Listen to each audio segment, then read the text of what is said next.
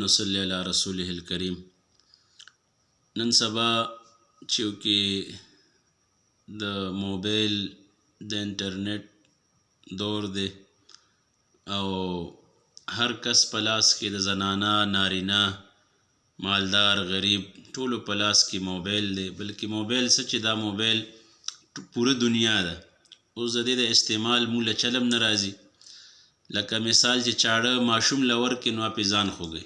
زموږ مثال د ماشومانو دی، که ځان ته نیسو نو ځان پې خوږو، او که چاړه صحیح استعمالی نو هغه تا ته فایده درکوي. نو موږ دا چاړه خپل ځان طرف ته نیولی دی، یعنې ځان پې زخمي کوو.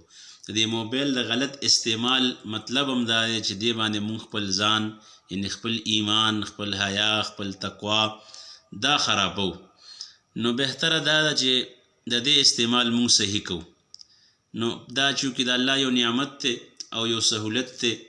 مثال ستا په لاس کې پوره دنیا ده چې ته پې څه ګورې هغه تا ته راځي. نو اوس دا ته که صحیح استعمالی فایده به ترې اخلي، غلط استعمالی نقصان به درته کوي.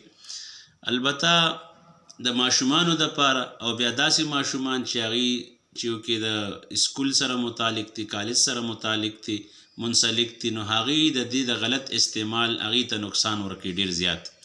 نو خپل ماشومانو په لاس کې دا شي مونږ ځکه بس چې خپل ځان د خلاصولو دپاره زر موبایل وله ورکو چې بس مونږ ترې خلاص شو.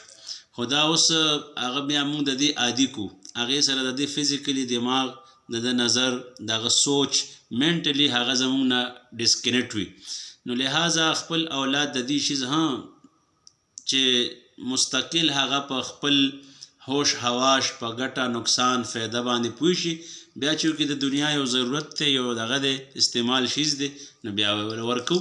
خو بالکل د خاص کر د 1 2 3 4 5 6 ماشومان 7 ماشومانو ته دا شیزونه نه دي ورکول پکار، ځکه چې د دې آینده ډېر نقصان فزیکلی طور باندې او ایمانی طور باندې، اخلاقی طور باندې. نن څومره معاشره کې چې بګاړ دی د دې. نن سبا چونکې مخکې زمانه کې به جینټ فیملی کې ډرامې کتلی شوې، فلمونه به کتلی شو، نه څه غیر اخلاقي حرکاتو په هغې کې.